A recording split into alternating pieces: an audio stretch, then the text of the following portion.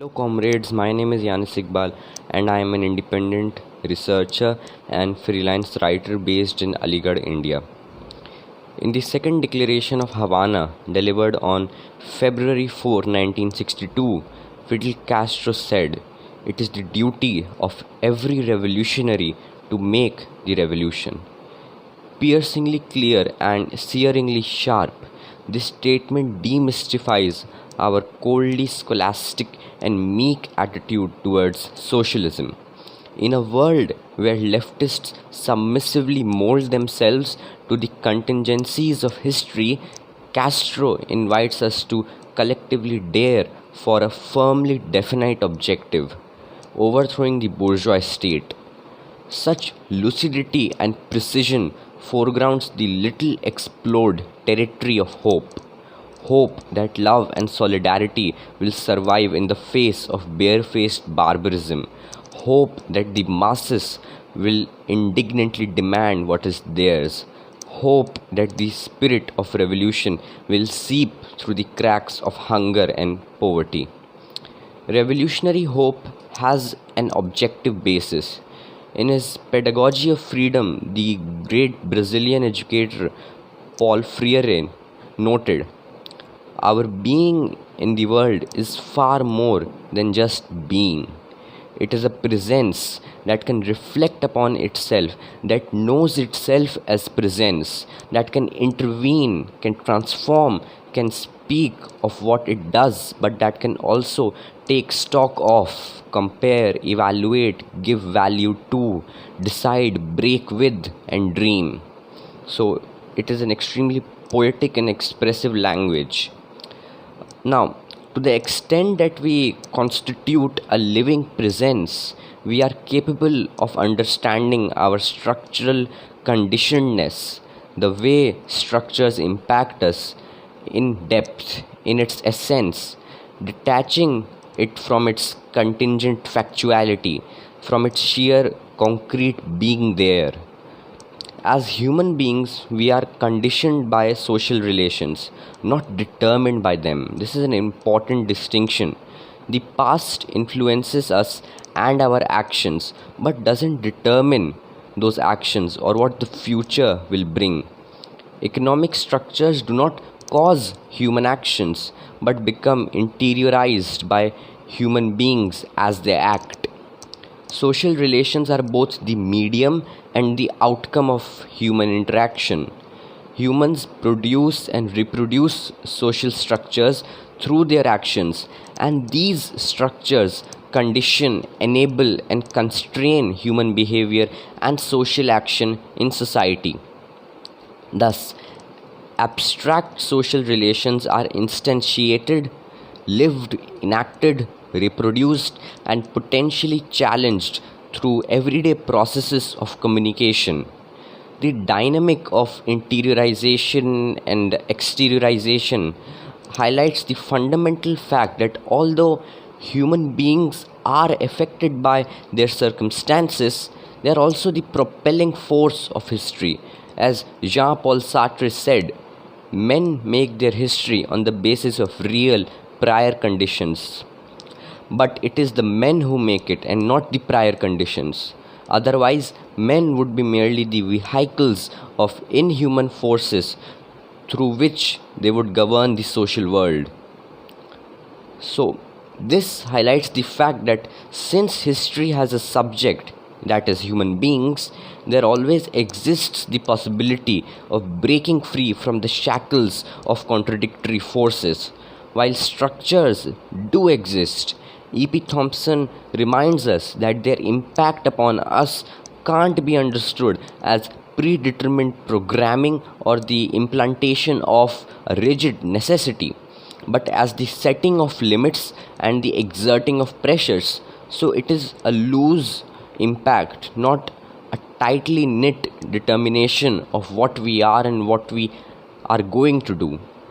As soon as we grasp this fact and emerge out of our uncritical submersion in reality, we start to treat obstacles as problems rather than as givens, and thus gain the ability to act to change them as well as reflect on the consequences of that action.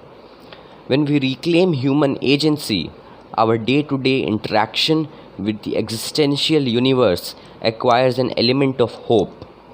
Since the future is open-ended rather than closed, what we want to create always exists as a true possibility within the womb of our present society. The tomorrow which we want to see has yet to be fashioned by the transformation of today, the present reality. It is something not yet here, but a potential, something beyond the barriers we face now, which must be created by us beyond the limits we discover. Hope acts as the bond between the utopia we desire and the obscenely harsh reality we live in. It is a response to an existential reality that pushes a person forward in anger, indignation, and just rage, forcing him or her to negate the ugliness of everyday life. Hope expands the space of the possible and becomes a way of recognizing and naming the incomplete nature of the present while providing the foundation for informed action for the future. While despair is passive, we are the objects closed in on by time in a way that we see as inevitable. Hope is active. We exercise agency, piercing through time by seeing the alternatives, the possibilities available to us in moving beyond a particular obstruction. Hope can never be divorced from practice and action. It is effective only when supported by struggle. Freire writes, hope as an ontological need demands an anchoring in practice. As an ontological need, hope needs practice in order to become historical concreteness. That is why there is no hope in sheer hopefulness. The hoped for is not attained by dint of raw hoping. Just to hope is to hope in vain. Thus, hope, rigorous and intellectual, requires struggle and action. It is not naive optimism, it is critical and reflective action. Hope must be concrete, a spark that not only reaches out beyond the surrounding emptiness of capitalist relations, anticipating a better world in the future, but a spark that also speaks to us in the world we live in by presenting tasks based on the challenges of the present time. Hope is not something like nonsense or absolute fancy. Rather, it is not yet in the sense of a possibility that it could be there if we could only do something for it. The inseparability of hope from concrete struggle necessitates that it always be social in nature rather than individual. Hope is not about individual aims, desires, or ambitions.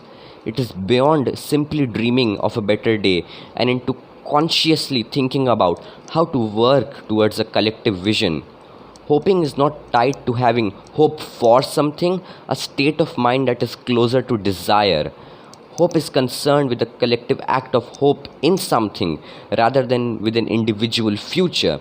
It must be capable of producing people willing and able to expand and deepen their sense of themselves, to think of their socio-economic environment critically, to imagine something beyond their own self-interest and well-being, to serve the public good and struggle for an egalitarian and radical future. As we struggle for socialism, it becomes evident that revolutionary hope denotes a terrain of constant striving where the communist activists are familiar with the indeterminacy of their class struggle, which, importantly, has not yet been defeated but likewise has not yet won. It's a period of indeterminacy. In spite of this indeterminacy, communist militants continue to maintain a commitment to emancipation and derive hope from the immense power they possess. Their power emanates from a fundamental flaw at the heart of any system of domination: the dependence of the dominator on the dominated. Recognizing this fact, subaltern classes believe that they have the capability to challenge capitalism and steer historical processes in the direction of communism. We need to continuously stress this belief that the collective struggle of the masses will steer the undecidedness of the world towards a better future.